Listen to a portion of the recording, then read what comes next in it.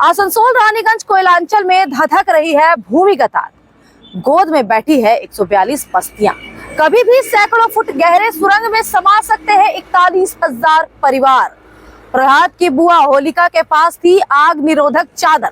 इन 2 लाख लोगों के पास है सुरक्षा के नाम पर रानीगंज मास्टर प्लान। जान बचानी है नरेंद्र मोदी की केंद्र सरकार को, ममता बनर्जी की ममतामयी राज्य सरकार को, लेकिन चल रहा है खेला दोनों के बीच, हिंदू मुसलमान के वोटों का।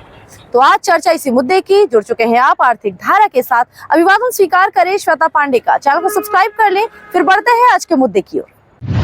देश को सबसे पहले कोयला दिया रानीगंज कोयलांचल ने वर्ष 1774 में। 250 वर्ष हो गए पूरी दुनिया को रोशनी देते हुए, लेकिन खुद ही फंस गया भूमिगत आग के दावानल में। जमीन के नीचे धधकती है भयंकर आग, जलता कोयला और बनता वैक्यूम। लगातार होती है भूधसान की घटनाएं। सब कुछ समा जाता है काल बनती जमीन के मुंह के अंदर।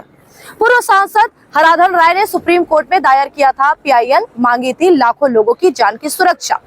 साल 2009 में मिली रानीगंज मास्टर प्लान को मंजूरी। 10 वर्षों में शिफ्ट करना था सभी निवासियों को, लेकिन 16 वर्ष बाद भी सब कुछ है अधर में। केंद्र और राज्य सरकार के बीच नहीं है कोई सहयोग। तो आज चर्चा इसी गंभीर मुद्दे की। भाजपा के राज्यसभा सदस्य सौभिक भट्टाचार्य से मांगा था संसद में जवाब। 2 दिन पहले केंद्र सरकार ने दी है जानकारी। ठीकरा फोड़ा है राज्य सरकार के मत्थे। खंगालते हैं आज इस विपदा से जुड़े विभिन्न पहलुओं को और समझने की कोशिश करते हैं मौजूदा परिस्थितियों को। बेनकाब करेंगे राजनीतिक समीकरणों को, विश्लेषित करते हैं राज्य सरकार की मानसिकता को भी। बने रहिएगा पूरे वीडियो में हमारे साथ, क्योंकि पूरे देश में शिफ्टिंग की बड़ी योजनाओं में है ये शामिल। भाजपा सांसद सौभिक भट्टाचार्य ने कोयला मंत्री से पूछे थे कई सवाल। रानीगंज मास्टर प्लान की लागत राशि बढ़ गई है 93.35%। योजना चल रही है 5 साल पीछे। 28,991 परिवारों को करना है पुनर्वासित। इसके लिए चाहिए 362.5 एकड़ नन कोल बियरिंग जमीन, यानी जिस जमीन के नीचे न हो कोयला। आवश्यक 210.7 एकड़ जमीन की नहीं हो सकी है शिनाख्त। भूमिगत आग से हावड़ा दिल्ली रेल लाइन को है धंसने का खतरा। NH-19 का कुछ हिस्सा भी है डेंजर जोन में। केंद्र सरकार ने दिया 2 दिन पहले जवाब। मास्टर प्लान को मिली थी वर्ष 2009 में मंजूरी। ममता बनर्जी सरकार को लागू करना है इसे। प्रभावित इलाकों में है ECL की आवासीय कॉलोनियाँ। गैर ECL बस्तियाँ भी है बड़ी संख्या में। ECL ने हटा ली है कॉलोनियाँ। श्रमिकों, अधिकारियों को शिफ्ट कर दिया है सुरक्षित स्थानों पर।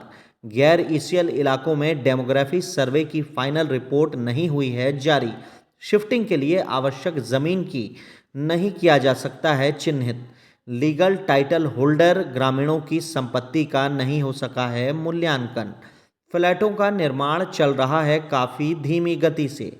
इन्हीं फ्लैटों में शिफ्ट होना है प्रभावित आबादी को। राज्य सरकार का है दावा 4,560 फ्लैटों का निर्माण है पूरा।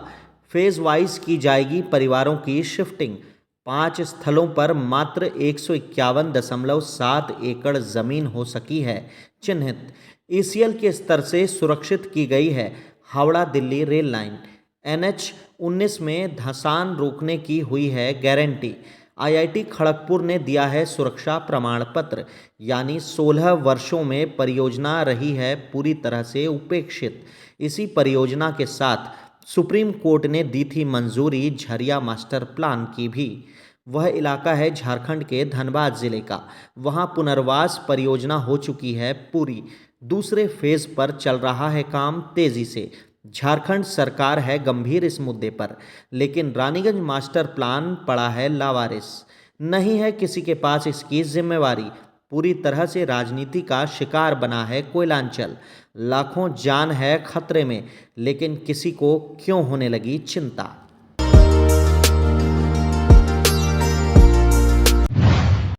कोयलांचल से विधायक और सांसद रहे थे हराधन राय।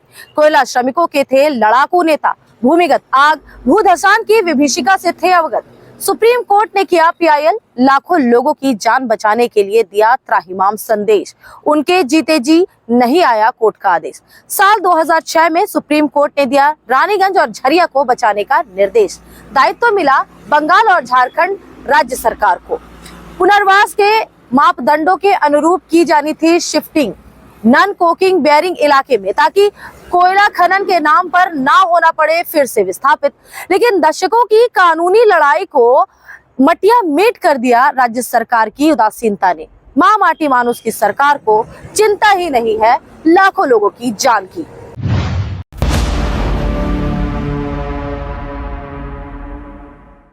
सरकारी बयानों से पूरी तरह अलग है जमीनी सच्चाई।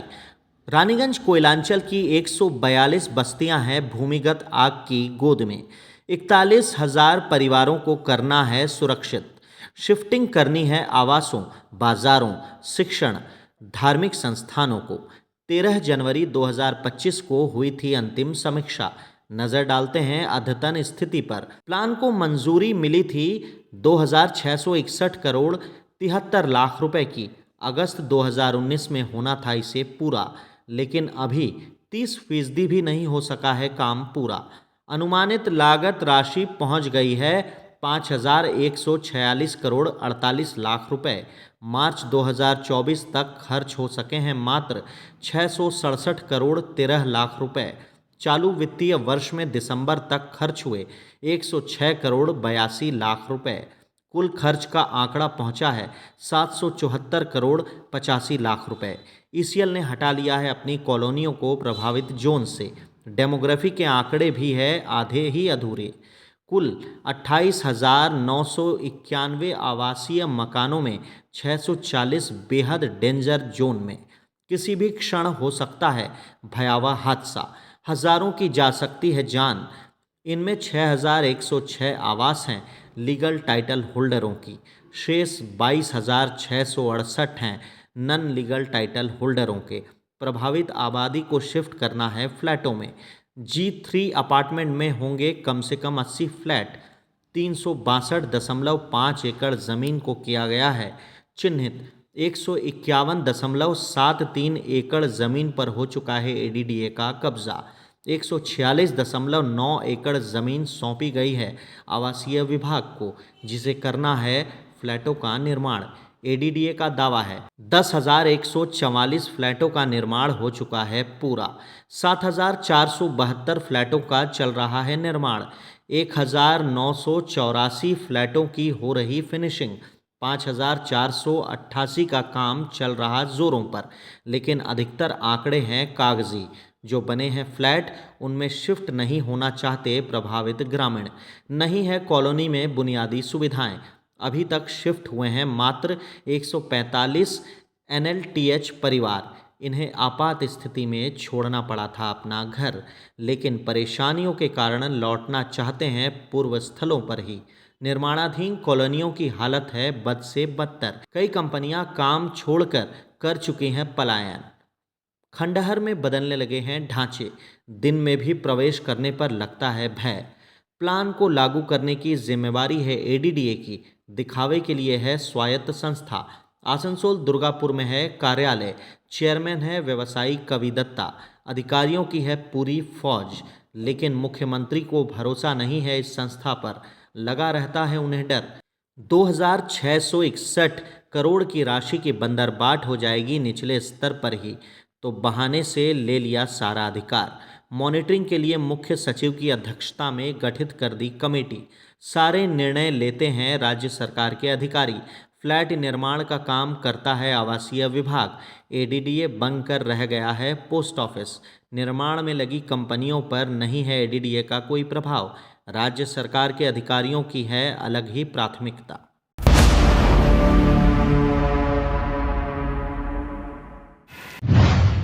भूमिगत आग और धंसान से प्रभावित है 7 विधानसभा क्षेत्र। तृणमूल के 5 और भाजपा के हैं 2 विधायक।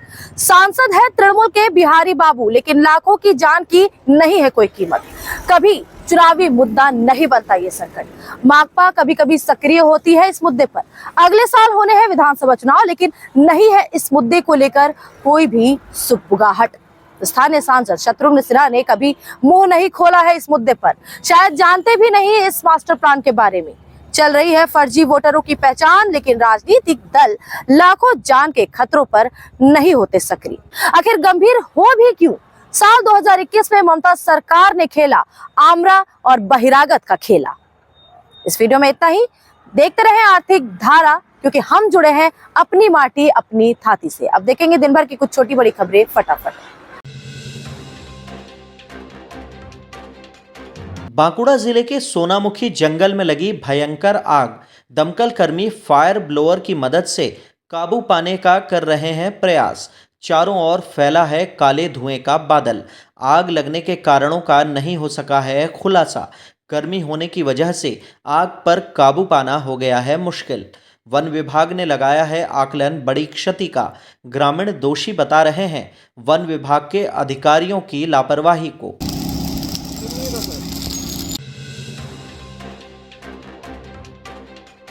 पूर्व बर्धमान जिले के कालना थाना की सातगाछी पंचायत में रेल लाइन किनारे मिला छत विछत शव।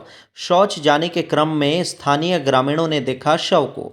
तत्काल दी सूचना स्थानीय पुलिस को। रेल लाइन के कुछ दूरी पर पड़ा था शव। ग्रामीण कर रहे दावा, ट्रेन दुर्घटना नहीं हत्या का है मामला। नहीं हो पाई है मृतक की पहचान। पुलिस अधिकारी ने शव को भेजा पोस्टमार्टम के लिए। हर संभावना को सामने रखकर शुरू कर दी है जांच। भारतीय मूल की अमेरिकी एस्ट्रोनॉट सुनीता विलियम्स अंतरिक्ष से सुरक्षित लौटी धरती पर। धनबाद जिला मुख्यालय में भारत मुक्ति मोर्चा पार्टी ने मनाई खुशी। अध्यक्ष राजू साव ने रणधीर वर्मा चौक पर ट्रैफिक जवानों और राहगीरों में बांटी मिठाई। महिलाओं के सशक्तिकरण पर दिया जोर। भारतीयों के लिए बताया गर्व का क्षण।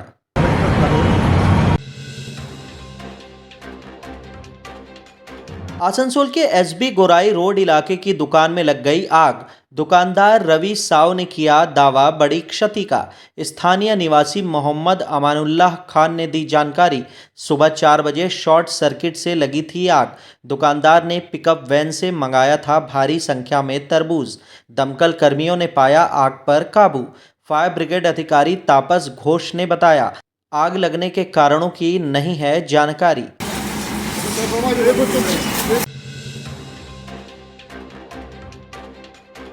पश्चिम बंगाल लॉ क्लर्क संगठन की आसनसोल महकमा शाखा कमेटी ने लगाया रक्तदान शिविर। सदस्यों ने किया इसमें रक्तदान।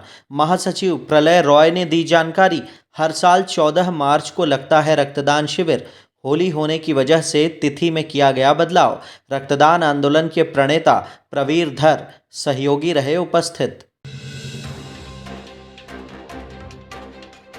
अस्पताल में तोड़फोड़ करने के आरोप में पांडवेश्वर थाना पुलिस ने गिरफ्तार किया 9 आरोपियों को। इलाज के दौरान मरीज की मौत होने पर हुआ था हंगामा।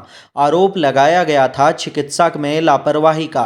तोड़फोड़ में एम्बुलेंस सहित मेडिकल मशीनों को पहुंची थी क्षति। प्रबंधन ने कराया था एफआईआर। सभी आरोपियों को भेजा गया दुर्गापुर महकमा अदालत में।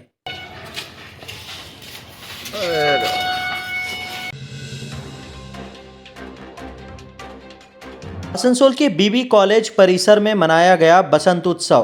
पूरे परिसर में बना रहा खुशी उल्लास का माहौल।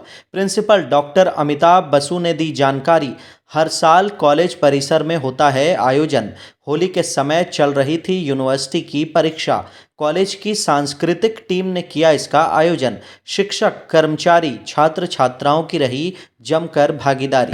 খুব ভালো লাগছে আমাদের বসন্ত উৎসব আমরা প্রতি বছর করি এবং আমরা একটু দেরি করছি কারণ আমরা জানেন যে ইউনিভার্সিটি এক্সাম আমাদের চলছে। आसनसोल के बाबू तालाब काजी नजरुल इस्लाम उर्दू एफपी स्कूल में की गई तालाबंदी। प्रधान शिक्षक मोहम्मद सईद आलम कादरी को बनाया गया बिल्डिंग में बंधक। नेतृत्व किया वार्ड 23 की तृणमूल पार्षद सीके रेशमा रामाकृष्णन ने। पार्षद ने सितंबर 2023 में थाने में कराई थी प्राथमिकी। स्कूल की राशि गबन करने का था आरोप। जिला प्राइमरी स्कूल काउंसिल के चेयरमैन ने दिया था आदेश सईद आलम को योगदान करने का। योगदान किए जाने से नाराज पार्षद ने किया आंदोलन का निर्णय। स्कूल से हटाने की रखी मांग।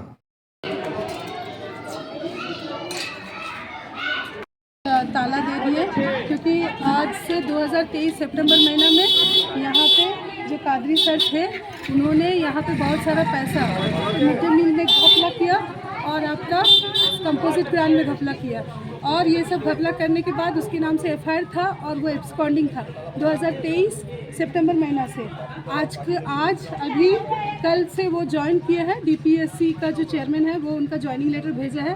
गार्जियन लोग पूरा बौखला गए हैं। उन्होंने कहा है कि ऐसा चोर मास्टर हम लोग के बच्चा को नहीं पढ़ाए। आसनसोल के बराकर महताड़ी में भूमि माफियाओं ने सरकारी जमीन दखल करने का चलाया अभियान। बोरो चेयरमैन चैतन्य माझी ने स्थल का किया दौरा। नगर निगम अधिकारियों को दिया कानूनी कार्रवाई का आदेश। उक्त स्थल पर इलाके का जमा होता है कचरा। जमीन समतल कर प्लॉटिंग की थी योजना। पार्षद जोगा मंडल, पार्षद तारकनाथ धीवर भी रहे मौजूद।